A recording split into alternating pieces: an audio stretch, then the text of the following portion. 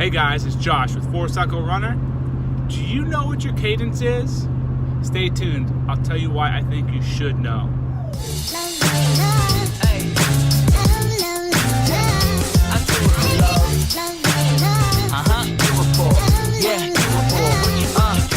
Okay, let me first start by defining cadence.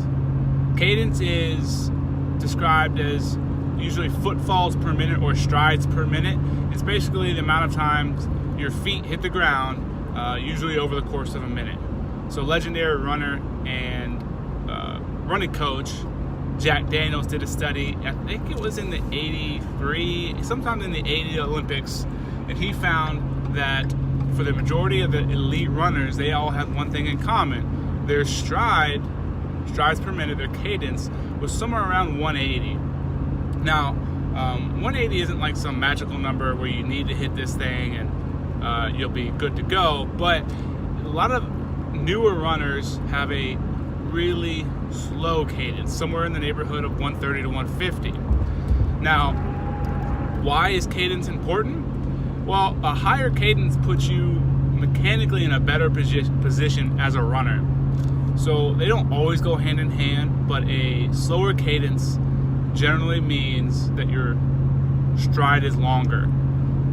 If your stride is longer, you're putting your foot farther out in front of you, you're braking every time you hit the ground, you're maybe heel striking.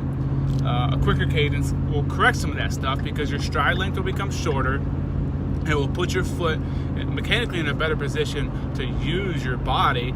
So put your foot as you land more under the center of your mass, under the center of your body, which will help kind of correct how you land, and it'll stop putting the brakes on every time you land. Plus, it uses your body's natural tendons and muscles as they're supposed to be used as springs and tensioners. So when you land under the center of your body, you know, it's a more vertical line, and your knees and your hips, and your ankles, they all bend and flex as they should, and they actually propel you off the ground with that reaction from the ground. They'll propel you off the ground forward with less energy.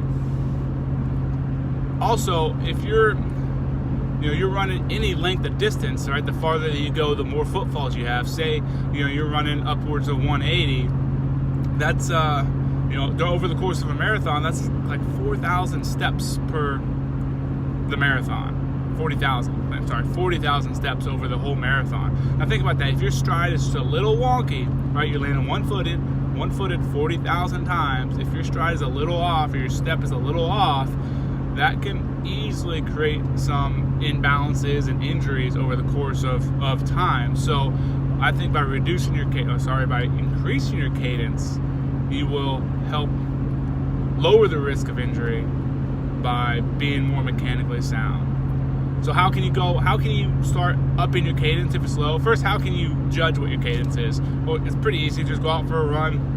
You can count, each footfall over the course of a minute, or you can count one footfall over the course of 10 seconds and times it by 2, then times it by 6. There's plenty of ways to do it. Just count it in a minute, both footfalls, and see where you're at.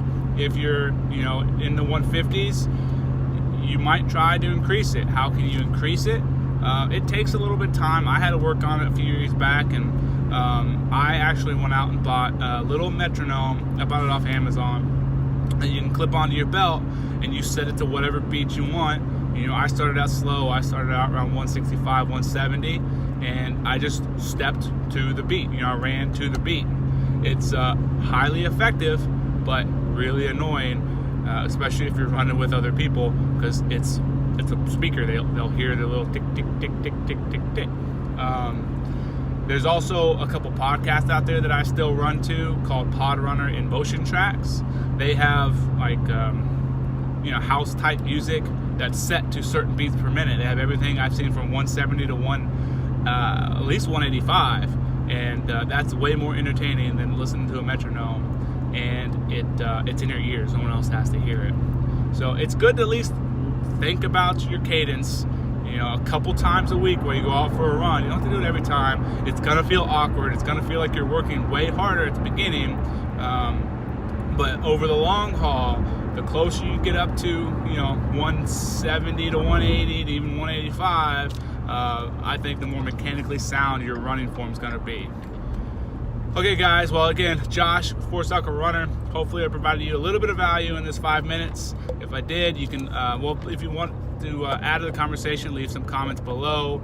You can find me on at fourcyclerunner.com. On Instagram, Twitter, and Facebook as the Four Cycle Runner. All right, guys. Have a good day. It feels like you're running at an incredible rate, Harry. Quit it. We're not even through Connecticut yet, and already you're annoying me. Sorry.